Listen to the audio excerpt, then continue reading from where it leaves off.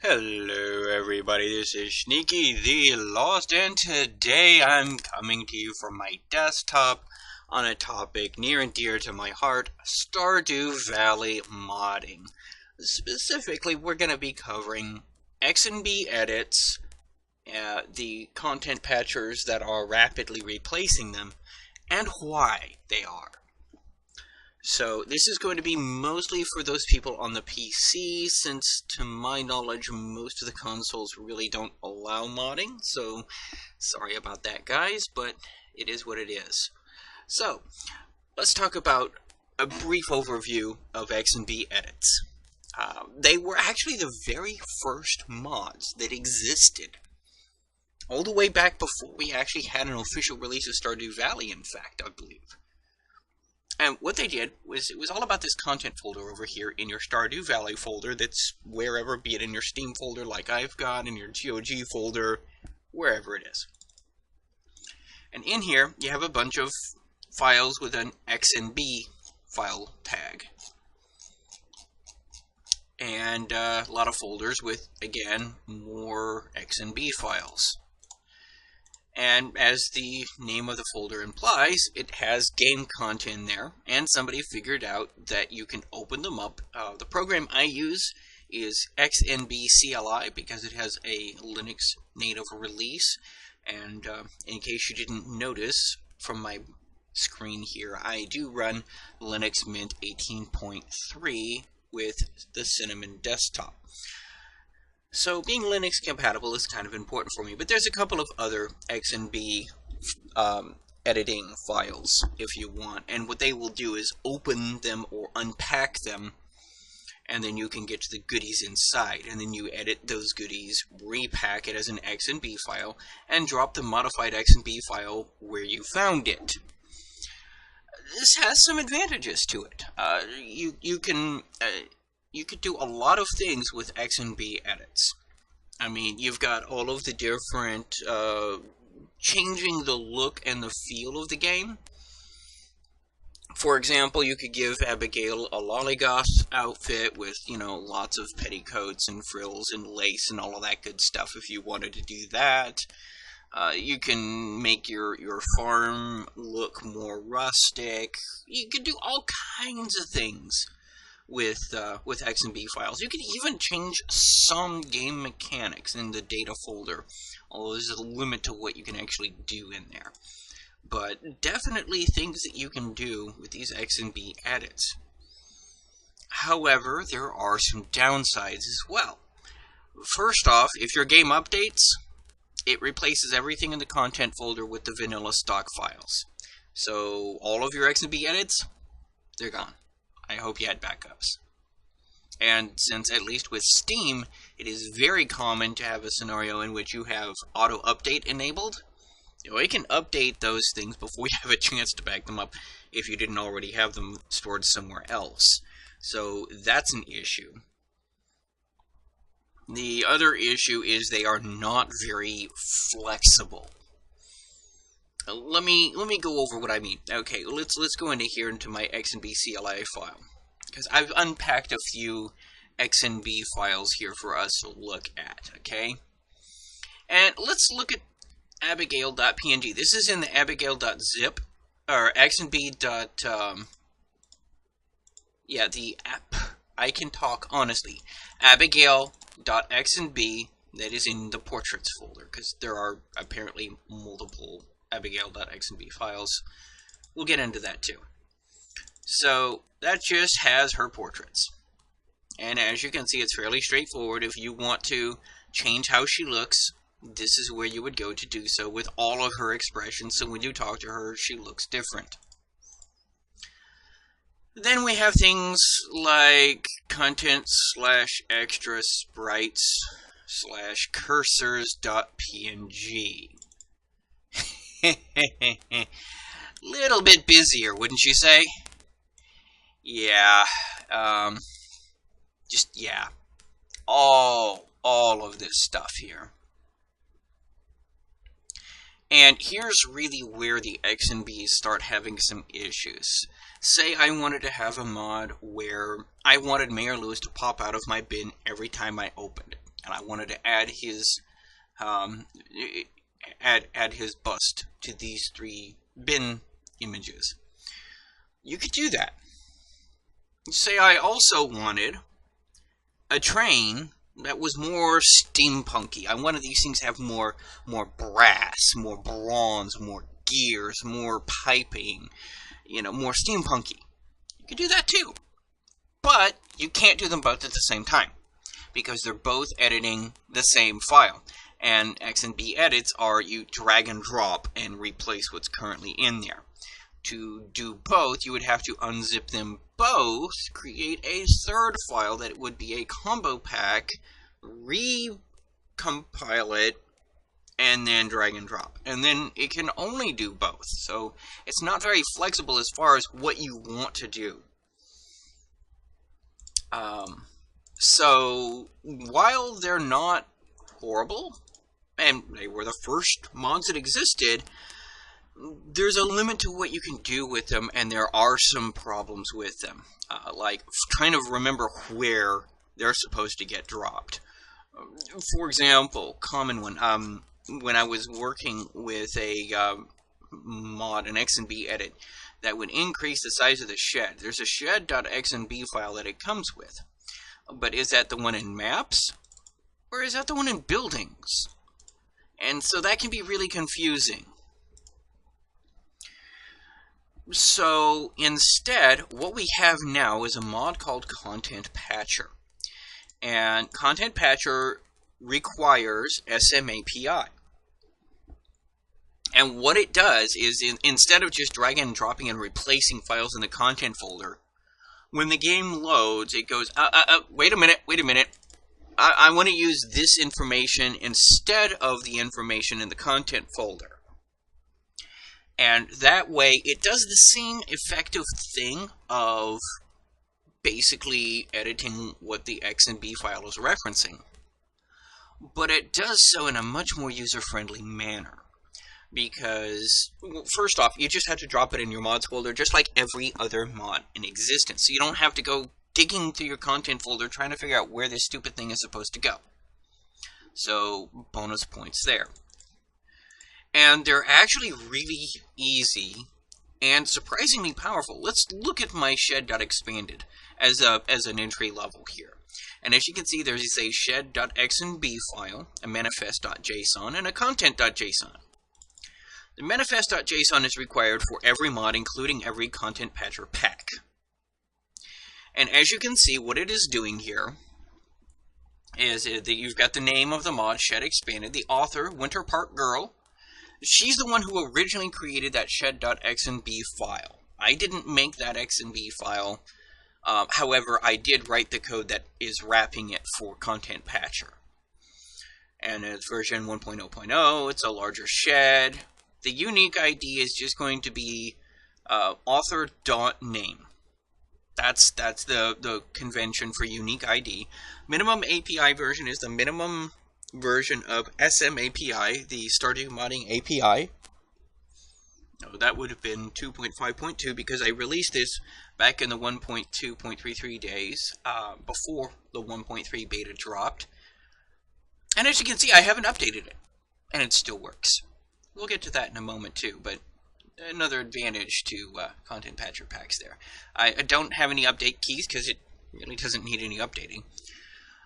And then Content Pack 4. This is basically saying that pathoschild.contentpatcher is a prerequisite for this mod.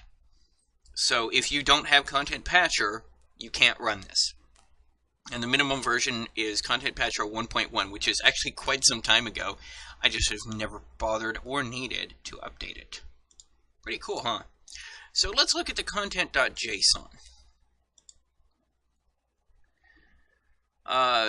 Changes. Replace an entire file. This is actually a comment. This has no coding mechanical changes. It's just a comment to myself telling me what I'm doing. Action load. What that does is basically saying instead of that file, I want to use this file. Target maps/shed. Now, target assumes you're already in the content folder. So it doesn't bother saying Stardew Valley /content folder / because it assumes you're going there, because that's the whole point of content patcher, is to patch the content folder. So maps /shed, and it doesn't bother with an XNB at the end because it knows that all of the files we're editing are XNB, so kind of compact there. And then from file, shed.xnb. Now from file is looking in the directory that the content.json file is in. So it is looking at specifically this shed.xnb file. And it's going to replace the contents folder, the one in contents /maps, with this one, and it makes it bigger. So why is this better than just dragging and dropping the shed.xnb into your content folder directly, in which case you would not need SMAPI or content patcher? Well, because I drag and I drop this directly into my mods folder, and I'm done. I don't need to worry about replacing it. I don't need to worry about anything else. It's just done. I didn't need to update this mod when 1.3 dropped, mostly because they didn't bother modifying the sheds. So if you had kept your copy of your modified shed.xnb file, you could have dragged and dropped and it would have worked as well. But keep in mind that when it updates, it wipes all of your XNB edits and you need to re-modify them, which is a little bit of a pain in the patootie. Whereas with this, all I needed to do was update SMAPI and content patcher, and I was good to go. And those two updated within an hour of the 1.3 beta dropping. So kudos to Pathos Child. He is just a coding machine when it comes to this kind of stuff. Major props to him. So that's the basic intro level content patcher pack. All I'm doing is wrapping this XNB file with content patcher to make it more user-friendly and easier to use. So let's look at a different content patcher pack. And the CP here that you see on these three, that's what we use internally as developers to denote that it is a content patcher mod that requires content patcher. That's the typical convention, the naming convention. So let's look at Bouncy Chest, and we see that there's not an XNB file. Instead, there's this bouncychest.png and the manifest and the content.json. So manifest.json, we're not going to really see anything surprising here. Author Drogian, he's the one who originally did this as an XNB edit, and I went in and did some alterations to it to make it a content patcher pack. And what it does is it replaces the worms on the dig spots with bouncy chests. And again, minimum API 2.5.2, minimum content patcher 1.1. And again, I didn't need to change this for 1.3, despite the fact that, well, let's look at content.json. This is going to edit image instead of load. So we're going to be editing an image, and this image is going to be found in the content folder in loose sprites /cursors. From file bouncychest.png to an area, to a small area. So that's referencing this big, huge, honkin' mess over here, this cursors.png file. And all it's doing is all the way up here, right here. It's kind of hard to see, but right here is where the worms are for your dig spots. And what this is doing is replacing that small portion of this tile sheet with the bouncy chests for animations right here.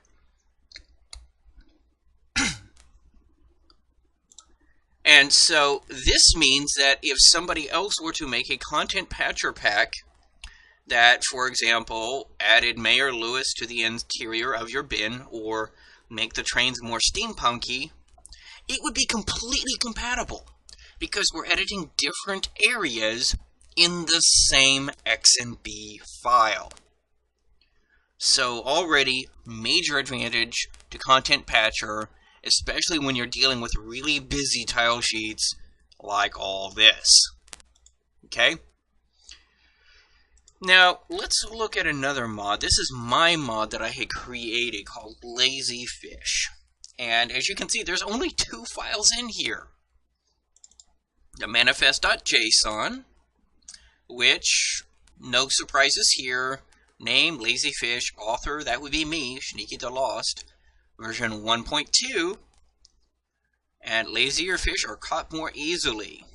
And then the unique ID is just my name dot my mod's name, minimum API version 2.5.5, and the Content Patcher 1.3, mostly because I'm not faffing around with the betas, although this is now beta compatible. It's the 1.2 version of Lazy Fish is beta compatible and will actually require the SMAPI version 1.6. Beta 3 is the latest version as of the recording of this video.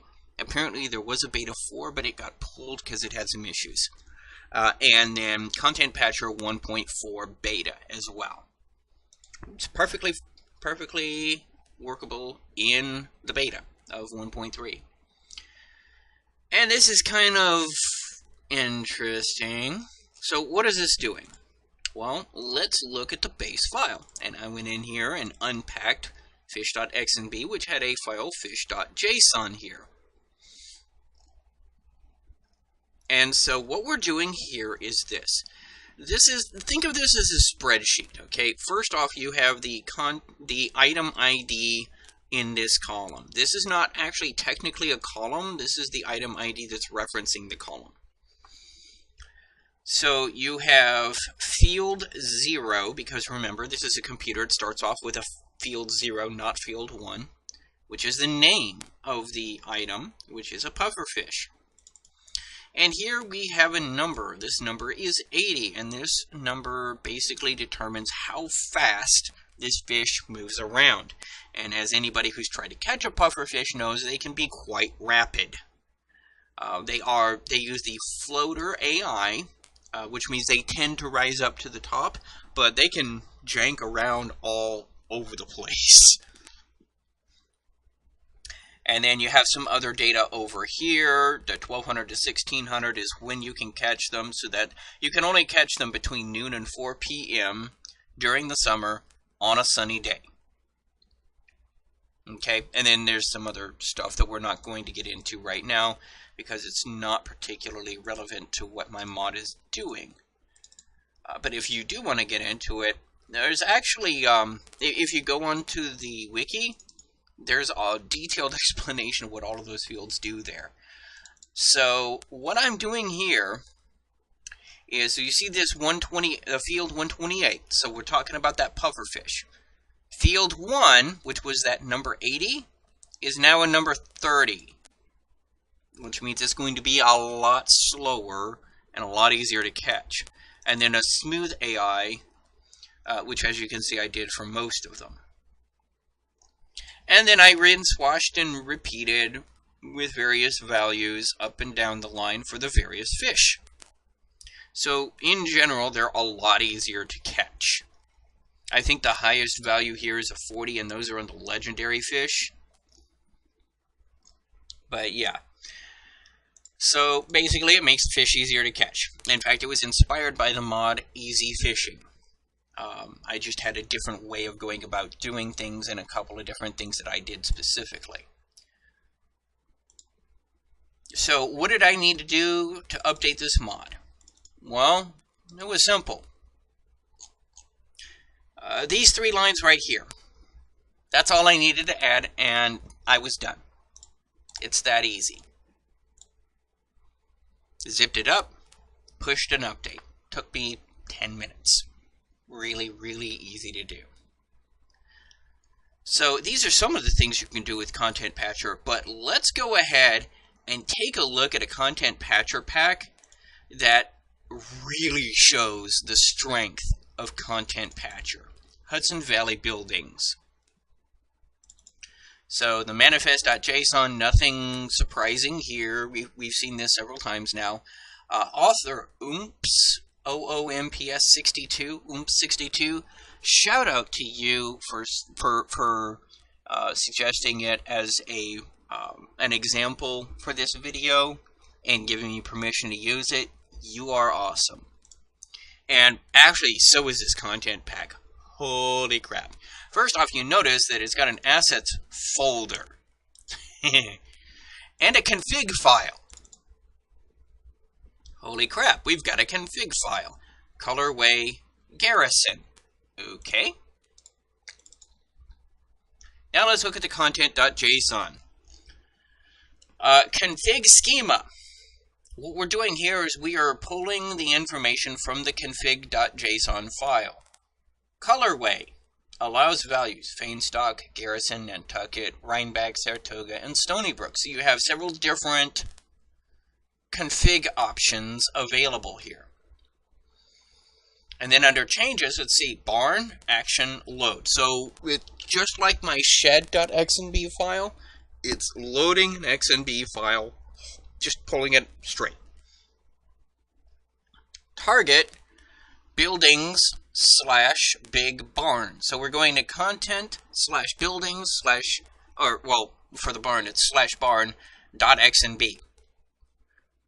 So we're completely replacing this file with the one from assets / colorway in double brackets like that is basically which one of these options has been given /season / barn.jpg. So let's take a look at it. Assets. Here we are. And let's look at Garrison, since that's a default option. And we actually see there's a folder for each of the 4 seasons: spring, summer, fall, and winter. And then spring, and then barn.png. So in the spring, you'll see it's got these little pink, purpley pollen petals, flower petals, like you'll see in the high pollen days. In the summer, it will actually use a totally different file, and as you can see, it's the petals seem to have wilted and turned brown. In the fall, you'll see it's covered in these orangey leaves, and in the winter, it's snow-covered with little icicles dripping out of it. So, yeah, as the seasons change, so will the look of the barn. It changes with the seasons. You can't do that with an XNB edit. To do that with an XNB edit for just one type here, let's just assume we're just using the garrisons. I would need to create a zip file with 4 different files. It would be like barn spring, barn summer, barn fall, and barn winter, and you would have to manually, every time the season changed, go in and replace that file with the season appropriate one.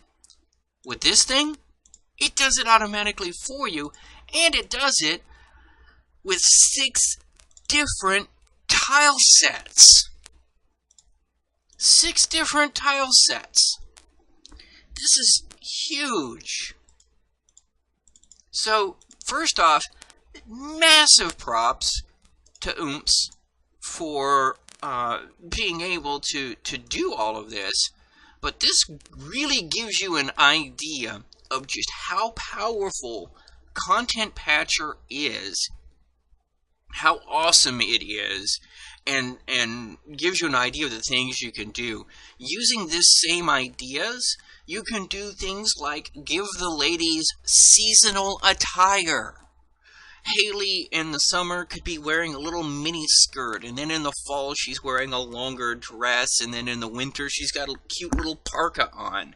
If you wanted to do that, you could absolutely do that with the same logic found in this content.json file using the slash and then the season in these double brackets. So this is the kind of stuff you can do with Content Patcher that you simply cannot do without it. So this is why Content Patcher is just going to really replace, in my opinion, XNB Edits. They're more user-friendly. They're a lot better to maintain. You've got more support going forward with them. I mean, you can come on over into the Discord, into the modding channel, and we will absolutely help you. If you are a maintainer of an XNB edit and are interested in converting it to a Content Patcher pack, ask. If you can't do it yourself, which is easy, all you need to do, if you want to just do that, is you just, I mean, heck, I'm going to go ahead and give a blanket permission. If you just want to do that, you download my Shed Expanded unofficial update. You can copy the entire manifest.json right here, change the author and the name and the unique ID and the description to yours, change the minimum API version if you want, you're done. And then under content.json, all you need to do in here is change the target and the from file, and you're done. It's that simple. And I give you permission to download Shed Expanded unofficial update for Content Patcher just to be able to copy paste the boilerplate code. I don't have a problem with this if you want to do that. If that's still too much work, come into the Discord chat channel. There's an entire thread on the Stardew Valley modding forums updating XNB mods to Content Patcher packs. Post there requesting help, and one of at least a dozen different people will respond with, sure, I'll go ahead and do that for you. It's that simple. We're really open and friendly community. We don't bite. Oh, unless you ask nice. And, you know, just come on in and see the difference for yourself. I mean, we can also help you work through stuff like the Bouncy Chest mod, where you're just modifying part of a tile sheet if the tile sheet does a whole bunch of different things, which some of them do. And that'll make it compatible with other tile edits that don't edit those specific sections of those specific files. So we'll be more than happy to help you out. If you can't get the hang of it, you could do it yourself. And it's just an easier way of doing the same thing. I mean, I'm not trying to bash on XNB Edits. They were the first mods that ever came out. They do have the advantage of not being dependent on SMAPI and Content Patcher.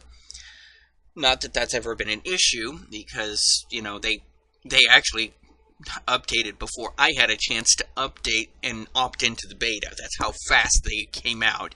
But just saying, you know, technically an advantage for XNB Edits.